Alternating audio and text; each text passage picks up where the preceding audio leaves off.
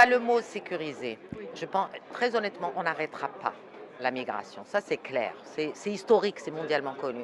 Maintenant, ce qui est important, c'est comment rendre cette migration plus safe, que les enfants ne meurent pas, qu'elles ne soient pas dans les mains de passeurs, et que si migration il y a, elle est accompagnée, et que si des enfants bougent, clairement, quel que soit le pays où ils sont, quel que soit le statut, régulier ou irrégulier, parce que j'aime pas le mot clandestin ni illégal, ils soient protégés. Parce que je vous rappelle que c'est du devoir des États, et ça c'est une priorité qui doit être en tête d'affiche. Clairement et nettement, parce qu'on n'arrêtera jamais. L'autre point qui est important, c'est faire très attention de toute cette montée dans nos sociétés d'intolérance, de racisme, de repli identitaire et de montée de populisme où on confond migrants avec terroristes, c'est de la folie furieuse. Et c'est là où c'est important quand on a des enfants qui sont arrivés, c'est de commencer très vite, pas avec des réponses communautaristes, comme sa communauté, mais ce qui est important, c'est d'être dans la mixité marocain, quel qu'il soit, fille, garçon, quelle que soit sa nationalité, de travailler une dimension intégrée et considérant l'enfant comme un acteur de droit et non pas comme un délinquant qu'on doit emprisonner, ni comme un risque pour la société, et que notre regard et notre comportement le voient comme un égal.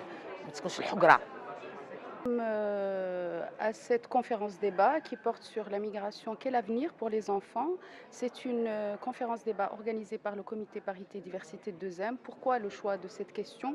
Tout simplement parce que nous sommes au lendemain de la ratification du pacte mondial qui a été préalablement adopté le 10 décembre à Marrakech. C'est une question importante. Nous avons le devoir, nous médias, d'ouvrir le débat sur cette question pour essayer de jeter la lumière sur cette problématique et trouver ensemble les mesures adéquates et idoines pour que ces enfants vivent, je parle d'enfants puisque nous parlons de mineurs, dans la dignité et qu'on leur garantisse leurs droits fondamentaux et élémentaires. Avec nous aujourd'hui des experts qui vont essayer de nous éclairer et d'apporter des recommandations pour que ces enfants-là vivent dans notre pays avec dignité, et, sachant que le Maroc a pris de l'avance sur cette question-là.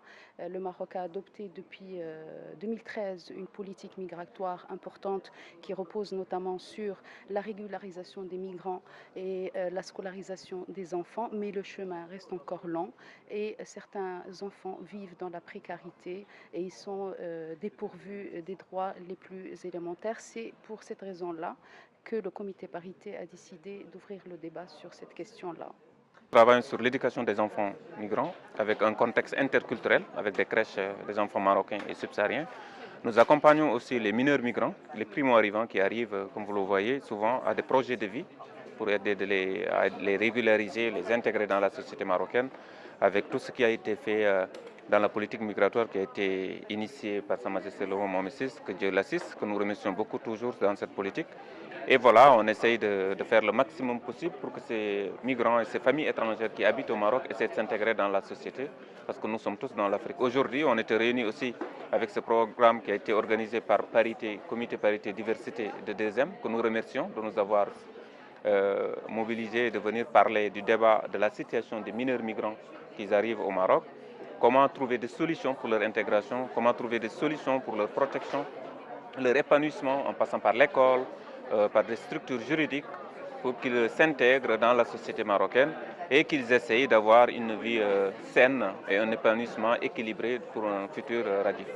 Depuis le début, on est à peu près, ça fait 3 ans qu'on accompagne les enfants migrants et mineurs et chaque année on reçoit plus de 300 enfants qu'on essaye de scolariser dans des crèches et que pour certains mineurs qu'on essaie de former, d'accompagner pour une intégration. Nous sommes aujourd'hui ici autour d'un débat sur le sujet des enfants migrants au Maroc.